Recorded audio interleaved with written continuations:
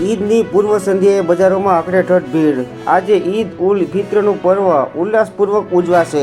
યુએસમાં master કરતા વિદ્યાર્થીની ભારતીયોની ચેતવણી। 3-4 વર્ષ અમેરિકા આવવાનું ટાળો, નોકરીઓ જ નથી મળતી। ખેડૂતોની સહકારી મંડળીઓના પૈસે સહકારિતા વર્ષની ઉજવણી કરાશે।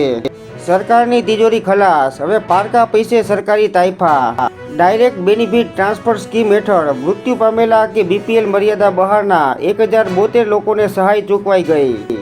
આવકવેરા વિભાગે ઇન્ડિગોને રૂપિયા 944 કરોડનો દંડ ફટકાર્યો। જીએસટી અને ઇનપુટ ટેક્સ ક્રેડિટ મામલે ડીજીજીઆઈના અધિકારીઓએ 1 વર્ષમાં 500 કરોડથી વધુની કરચોરી પકડી। ભાજપ નવા પ્રમુખ માટે અનુમોદન મેળવવા મોદી નાગપુરમાં સંઘના આંગણે। વડાપ્રધાન બન્યા પછી પહેલીવાર સંઘના વડામથકે માથું ટેકવ્યું। ગુજરાતમાં 2 દિવસ હીટવેવ પછી વરસાદની આગાહી। 30 થી 40 કિલોમીટરની ગતિએ પવન ફૂંકાશે। ખાનગી હોસ્પિટલોમાં 1 થી 7 એપ્રિલે પીએમજેએવાય હેઠળ હૃદય રોગની સારવાર નહીં। ગુજરાતના સેંકડો દર્દીઓને હાલાકી નડશે। દેશભરમાંથી 6800થી વધુ સૂચનો કાઉન્સિલને મળતા બીએડ કોલેજોના ડ્રાફ્ટ રેગ્યુલેશનમાં સુધારો થશે અને હાજરી ઓનલાઈન કરાશે।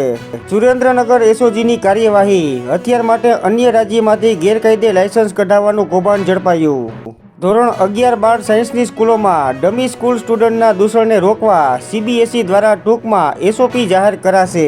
બોટાદના આપના ધારાસભ્યએ લાખો રૂપિયાના બિલો નહીં ચૂકવ્યાનો આક્ષેપ। વિસ્કોન્સિન સુપ્રીમ કોર્ટમાં જજનું ઇલેક્શન। કોર્ટની ચૂંટણીમાં મસ્કને $10 લાખ વહેંચતા રોકવા માટે અરજી। કાયદા પાલન માટે દંડા સામે દંડો અને વિડીયો સામે વિડીયો। પ્રજાની સહાનુભૂતિ માટે પોલીસ ગુનેગારો સામેની કાર્યવાહીના વિડીયો રજૂ કરે છે। 19 ઓક્ટોબરથી 8 નવેમ્બર સુધી શ્રેણીનું આયોજન। ભારતીય ટીમ ઓસ્ટ્રેલિયા પ્રવાસમાં 3 વનડે અને 5 ટી20 રમશે।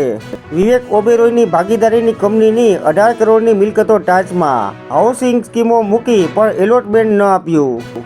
મ્યાનમારમાં ભૂકંપથી 334 પરમાણુ બોમ્બ જેટલી ઉર્જા નીકળી, વૈજ્ઞાનિકો। મહારાષ્ટ્રના બીડમાં ઈદ પહેલા મસ્જિદમાં જિલેટીન સ્ટિકથી ધડાકો। મોડી રાત્રે 2:30 વાગ્યે વિસ્ફોટ, દિવાલોમાં તિરાડો પડી ગઈ, જેમાં પોલીસે 2 આરોપીને ઝડપી લીધા। કાયદો વ્યવસ્થા જાળવવા ગેવરાઈને છાવણીમાં ફેરવાયું। ચીનને મળતા દુર્લભ ખનીજની ખાણો પર મ્યાનમારના બળવાખોરોનો કબજો। 20 વર્ષના વિરામનો અંત, ચીનને અપચો થાય તેવો નિર્ણય। ભારતમાં પરમાણુ રિએક્ટર નિર્માણ ડિઝાઇન માટે અમેરિકાની મંજૂરી।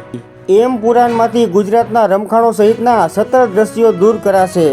મલયાલમ સુપરસ્ટાર મોહનલાલે દિલગીરી વ્યક્ત કરી। કાયદો વ્યવસ્થાની સમીક્ષા પછી કેન્દ્રનો નિર્ણય। મણિપુર, નાગાલેન્ડ અને અરુણાચલમાં 6 મહિના માટે આફસ્પા લંબાવાયો। ઇલોન મસ્ક વિરુદ્ધ હજારો લોકોના રસ્તા પર દેખાવો, ટેસ્લાની કારો સળગાવી। ઈરાન પરમાણુ સમજૂતી નહીં કરે તો બોમ્બમારો કરાશે, ટ્રમ્પ। ઈરાને ટ્રમ્પની ધમકીઓને ફગાવી। નેપાળમાં હિંસા પછી પીએમ ઓલીનું કડક વલણ। રાજાશાહી સમર્થકોનું નેપાળની સરકારને 3 એપ્રિલ સુધીનું અલ્ટિમેટમ। ખૈબરમાં આતંકીઓને બદલે નાગરિકો પર હવાઈ હુમલા કર્યા। પાકિસ્તાન સેનાએ પોતાના 9 નાગરિકોનો ભોગ લીધો, જેમાં 12 આતંકીઓના પણ મોત।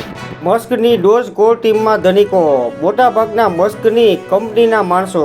સુપ્રીમ દ્વારા કેસ કાંડનો તપાસ રિપોર્ટ જાહેર કરવો અયોગ્ય, સિબ્બલ। ચૂંટણી જીતવા ભાજપ બિહાર સ્થાપના દિન ઉજવશે। ભાજપ ગુજરાતમાં વસતા બિહારી બાબુઓને રીઝવશે।